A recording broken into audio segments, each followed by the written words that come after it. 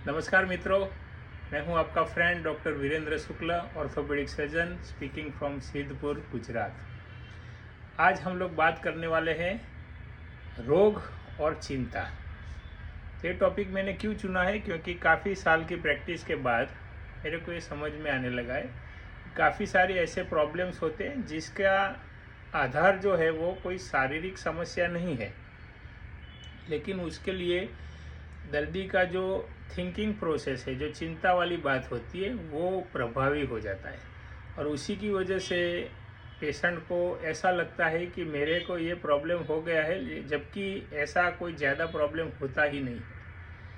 तो इसके बारे में हम लोग आज बात करेंगे, और ये क्यों होता है और उसका इलाज क्या है, कैसे इसका हम लोग इसको ठीक कर सकते हैं।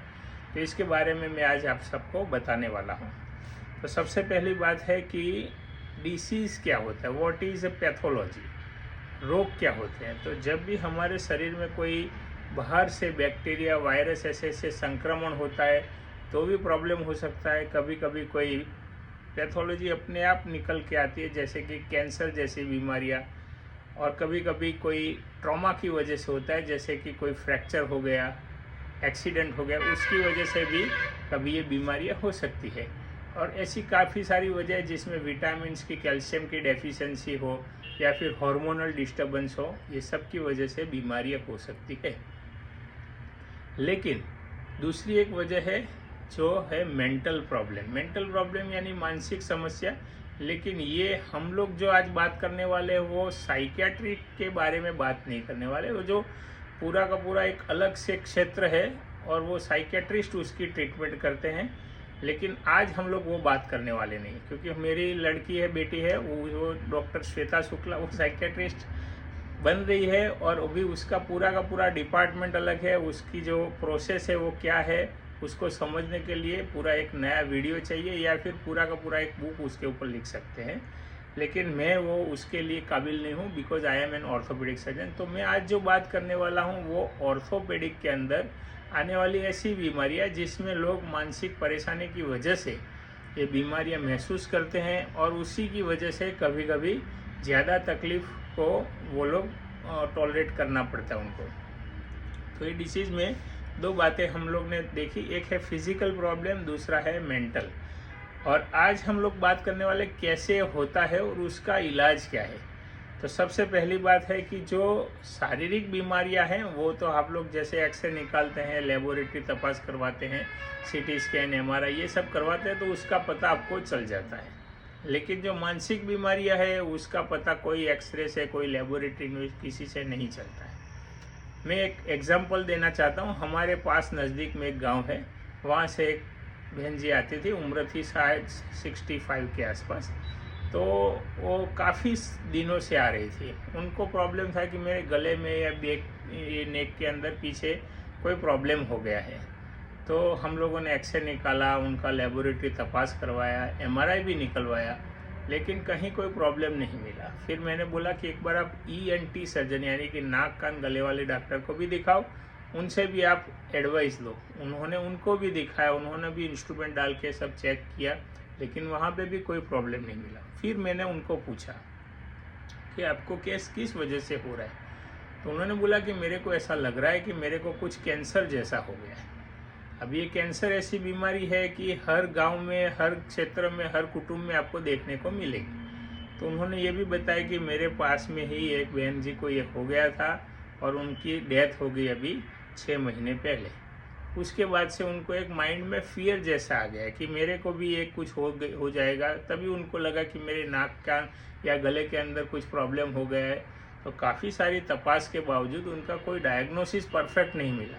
तो फिर मैंने उनको बताया कि देखो, कैंसर किसी को भी हो सकता है, लेकिन कैंसर होने की संभावना बहुत ही कम है। अगर आपको कोई व्यसन नहीं है, तंबाकू, गुटखा, मसाला ऐसा, और बीड़ी नहीं पीते हो, तो आपको ये होने की संभावना बहुत ही कम है। ऐसा नहीं कि नहीं हो सकता, लेकिन आप उसके बारे में ज़्यादा सोचोगे तो फिर फियर फैक्टर आ जाएगा।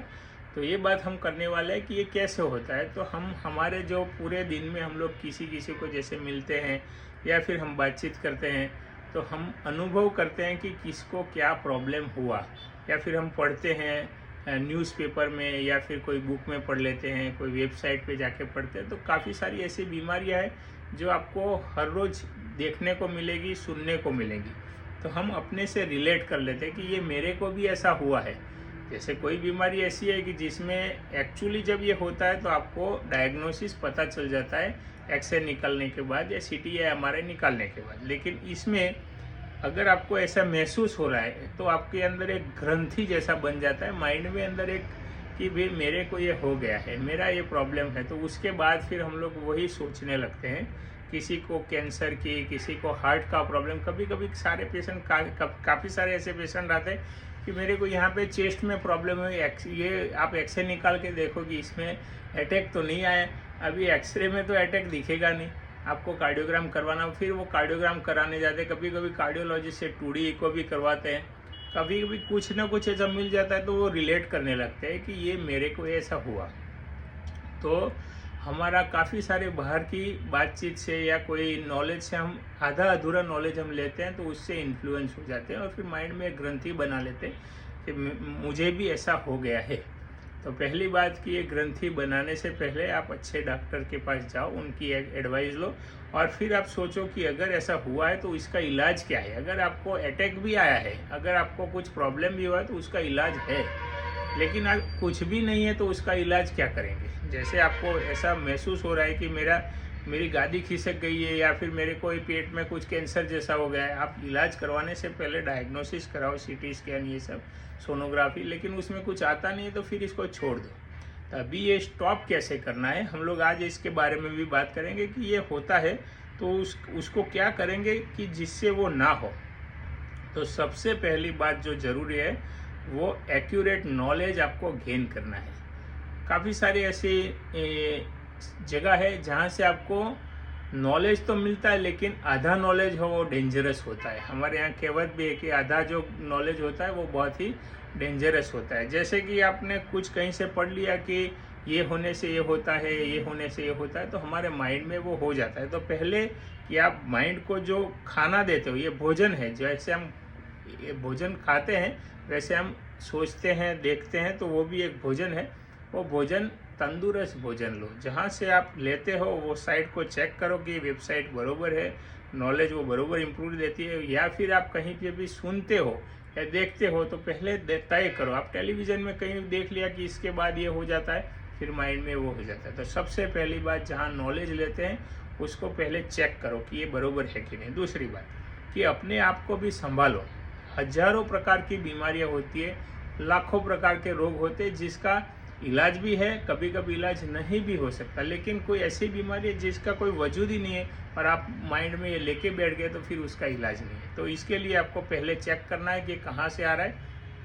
दूसरी बात कि अपने आप को मजबूत बनाओ। खाने में normal protein, vitamin, calcium, minerals वो एक्चुअली परफेक्टली आप लोगे तो आपका माइंड भी संतुलित रहेगा। क्या खाना चाहिए, कैसे खाना चाहिए, कितना खाना चाहिए, उसकी पूरी की पूरी जानकारी आपको डाइटिशियन भी दे सकता है या फिर काफ़ी सारे बुक्स भी है या फिर उसकी वेबसाइट भी है जिसमें आप नॉर्मल डाइट लोगे तो आपको अच्छे से नींद भी आएगी।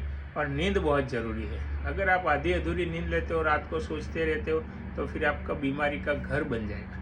तीसरी बात है, अगर आपको अच्छा होना है तो डिस्ट्रैक्टेड मोड में नहीं रहो। आप कभी कभी वीडियोस देखते हो, ये देखते हो, चैनल्स देखते हो, इंस्टाग्राम, व्हाट्सएप, ये सब इतनी ज़्यादा सोशल वेबसाइट है कि पूरा का पूरा दिन उसमें चला जाता है। तो कुछ कंस्ट्रक्टिव करो। तीसरी बात है कि आप जब भी कुछ बीमारी जैसा लगता है तो डॉक्टर से मिलो, उनसे जानकारी लो। अगर आपको ज़्यादा बीक लगती है, भय लगता है या डर लगता है, ऐसा लगता है कि मेरे को कुछ हो गया है, तो कभी कभी आपको साइकियाट्रिस्ट से भी मिलना चाहिए। जैसे हमारी शारीरिक बीमारियां होती है, मायोकार्डियल इन्फेक्शन, लीवर का डिसीज, जॉन्डिस, किडनी का डिसीज, वैसे भी मानसिक बीमारी भी एक बीमारी है जिससे आप ऐसा याद रखना कि ऐसा नहीं कि वो पागलपन जैसा हो गया, ऐसा नहीं है। कभी कभी ये स्टिग्मा होता है कि मेरे को पागलपन हो गया तो कोई जाता नहीं डॉक्टर के पास। तो you must go to psychiatrist to take the decision, diagnosis, opinion, और उसके बावजूद उसकी काउंसलिंग से और उसकी मेडिसिन से भी अच्छा हो सकता है। और वो एक अलग डिपार्टमेंट है। मैं आपको बोलना चाहूँगा कि आपको साइकियाट्रिस्ट से ओपिनियन लेना चाहिए, उसके साथ आपकी प्रॉब्लम डिस्कस करनी चाहिए, इसमें कोई ऐसा नहीं है कि मेरे को साइकेट्री से मिलने जाना है या मैं पागल के डॉक्टर के मिलने जा रहा हूँ, ऐसा नहीं है। तो ये मेरी गुजारिश है कि जब भी कुछ होता है तो आप अनुभवी डॉक्टर से सलाह लो, उनकी ट्रीटमेंट लो और उससे जल्दी से जल्दी अच्छा हो। और साथ में ये भी बोलना चाहता हूँ कि हर रोज़ योगासन, ध्यान, मेडिटेशन, सूर्य नमस्कार ऐसी क्रियाएं या और उसके साथ टहलने जाना, प्रकृति में घूमना, ये बहुत ही ज़रूरी है। शारीरिक व्यायाम है जो आपको कॉन्फिडेंस देता है, बरोबर। तो ये सब बातों से आपकी जो चिंता वाली बात है, जो रोग मुक्त होने के लिए आपको चिंता ज़्यादा नहीं करनी चाहिए, वो ज़रूरी है। लास्ट में एक एग्जांपल ऐसा भी दूंगा कि इवन आपको बीमारी है तो भी अगर आप कॉन्फिडेंट होते हो तो अच्छा हो सकता है। हमारे यहाँ 103 साल के एक बुजुर्ग आदमी आए थे, वो गांव में घर पे गिर गए थे और रिब की फ्रैक्चर हो गई थी, 2 रिब्स टूट गई थी। मैंने बताया कि आपको 1 महीना 1.5 महीना लग जाएगा, लेकिन नेक्स्ट विजिट में हफ्ते के बाद बोले मेरे को साहब बहुत अच्छा लगने लगा, अभी कुछ भी प्रॉब्लम नहीं। असल में फ्रैक्चर तो जुड़ा नहीं होगा, लेकिन उनकी जो मेंटल फैकल्टी है, वो जो कैपेसिटी है वो ओवरकम करने की प्रॉब्लम को, वो बहुत अच्छी थी। उन्होंने इसीलिए अपनी तकलीफ को ज़्यादा जल्दी से अच्छा कर दिया। तो मेरी ये आपके गुजारिश है कि आप सब ये अपने आप को सही करो तो चिंता टेंशन नहीं होगा, भगवान भी आपकी मदद करेगा और जल्दी से आप ठीक हो जाओगे। नमस्कार, मेरा मोबाइल नंबर है 8469026572। अगर आपको कुछ प्रॉब्लम होता है तो you can call me, doctor Virendra Shukla, Bhanu orthopaedic hospital, Siddhpur. नमस्कार।